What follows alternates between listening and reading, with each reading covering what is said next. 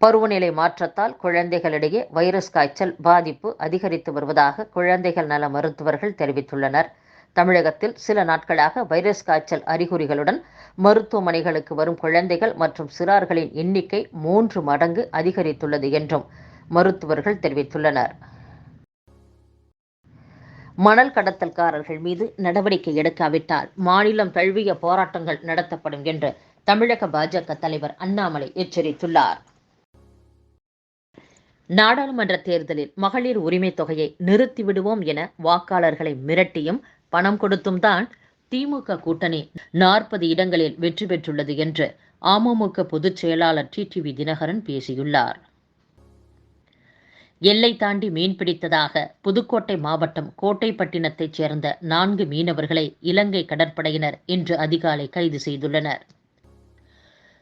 மூத்த குடிமக்களுக்கான கட்டணமில்லா பேருந்து பயண டோக்கன் ஜூலை 21ஆம் தேதி முதல் வழங்கப்படும் என்று மாநகர போக்குவரத்து கழகம் தெரிவித்துள்ளது. சென்னையைச் சேர்ந்த மூத்த குடிமக்களுக்கு கட்டணமில்லா பேருந்து பயண டோக்கன் வழங்கப்பட்டு வருகிறது. இதன்படி ஜூலை முதல் டிசம்பர் வரை பயன்படுத்தக்கூடிய டோக்கன்கள் 1 மாதத்திற்கு 10 வீதம், 6 மாதத்திற்கான கட்டணமில்லா பேருந்து பயண டோக்கன்கள் 42 மையங்களில் ஜூன் 21ஆம் தேதி முதல் ஜூலை 31ஆம் தேதி வரை காலை 8 மணி முதல் இரவு 7:30 மணி வரை வழங்கப்பட உள்ளதாகவும், மேலும் இம்மையங்களில் அடையாள அட்டை புதுப்பிப்பதுடன் புதிய பயனாளிகளும் தங்களுக்கான புதிய அட்டையையும் பெற்றுக்கொள்ளலாம் என்றும் அறிவிக்கப்பட்டுள்ளது.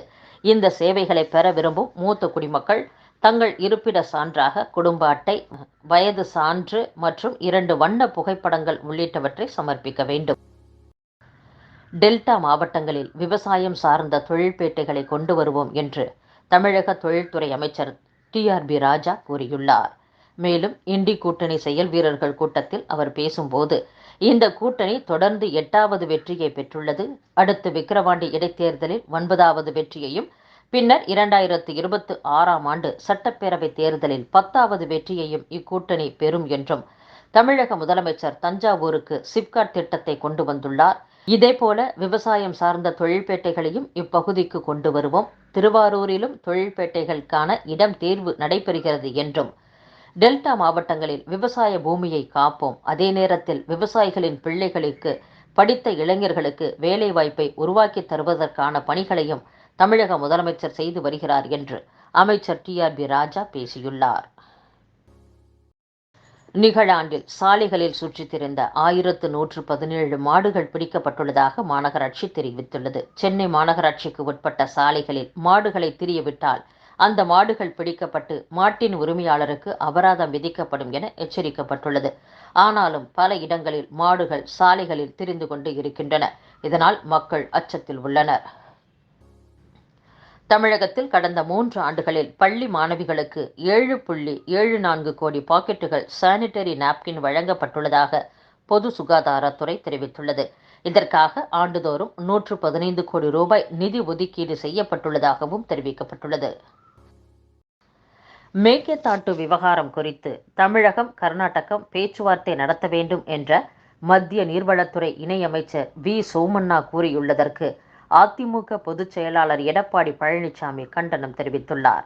மத்திய மாநில அரசுகள் காவிரி விவகாரம் மற்றும் மேகதாட்டு அணை பிரச்சனையில் தொடர்ந்து கபட நாடகம் ஆடி வருவதை வன்மையாக கண்டிக்கிறேன் என்றும், தமிழக மக்களுக்கும் விவசாயிகளுக்கும் தொடர்ந்து துரோகம் செய்வதையே திமுக அரசும் கர்நாடகத்தை ஆளும் அதன் கூட்டாளி காங்கிரஸ் அரசும் செய்து வந்த நிலையில், போதாக்குறைக்கு தற்போது மத்தியில் ஆளும் பாஜக கூட்டணி அரசும் கங்கணம் கட்டிக்கொண்டு முனைப்பு காட்டு வருவது ஏற்கத்தக்கதல்ல என்றும், தமிழகத்திற்கும் கர்நாடகத்திற்கும் நடுநிலையாக இருந்து பிரச்சனைகளை தீர்த்து வைக்க வேண்டிய மத்திய அரசு கர்நாடக மாநிலத்தைச் சேர்ந்த சோமண்ணாவை மத்திய நீர்வளத்துறை இணையமைச்சராக நியமித்திருப்பது தமிழகத்திற்கு செய்த மாபெரும் துரோகம். மேகதாட்டு விவகாரம் குறித்து தமிழகம், கர்நாடகம் பேச்சுவார்த்தை நடத்த வேண்டும் என கூறியிருப்பது டெல்டா மாவட்டங்களில் கொந்தளிப்பை ஏற்படுத்தியுள்ளது என்றும், இந்நிலையில் தமிழகத்தை ஆளும் முதலமைச்சர் அமைதியாக இருப்பதன் காரணம் புரியவில்லை.